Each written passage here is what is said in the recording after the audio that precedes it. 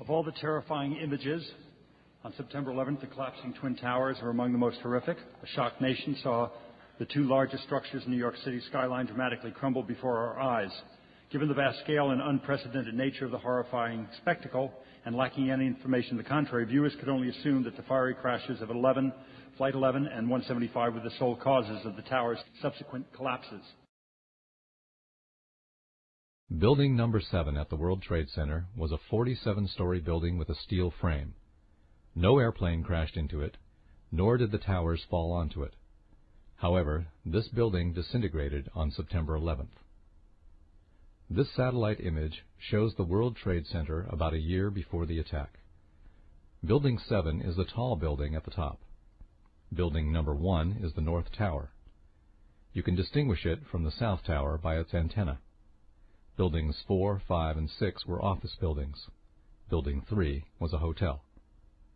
The attack on September 11th destroyed all 7 of these buildings, and it damaged surrounding buildings as well. Here is a view from an airplane of the rubble of Building 7. The pile is very small. How did a 47-story steel building crumble into such a tiny pile of rubble? The Bush administration wants us to believe that fire caused it to disintegrate. Fires started in Building 7 at around 9 o'clock in the morning, a few moments after the plane crashed into the South Tower. These fires burned slowly all day. This photo shows the fires at 3 p.m. The fires are not easy to see because they are small, and the air is full of dust and smoke. Nearby buildings and reflections make it difficult to figure out where Building 7 is, so I'll fade out the other buildings for a moment so that you can see Building 7 more clearly.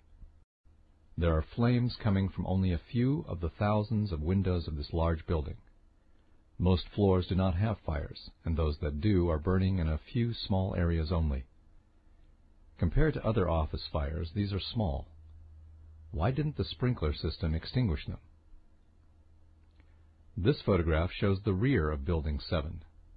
This side of the building doesn't have many fires either.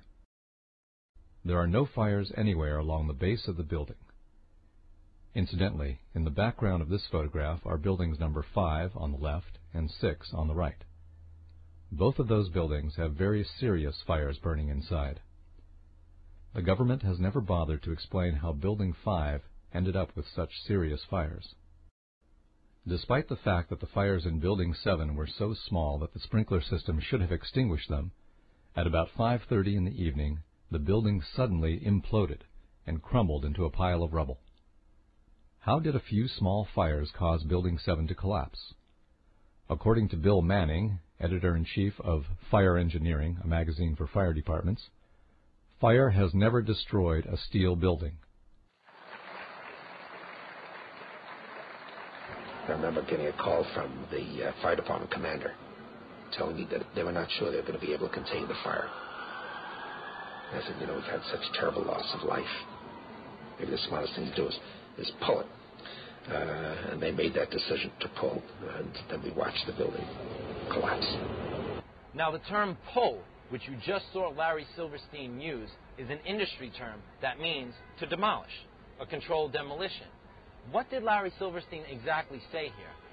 Did he say World Trade Center 7 was a controlled demolition? If so, is it conceivable that through all the melee and hysteria that was going on the morning of September 11th, a demolition crew could have came in and taken down World Trade Center 7 within 7 hours? Most controlled demolitions take up to 2 weeks in intense planning to make happen.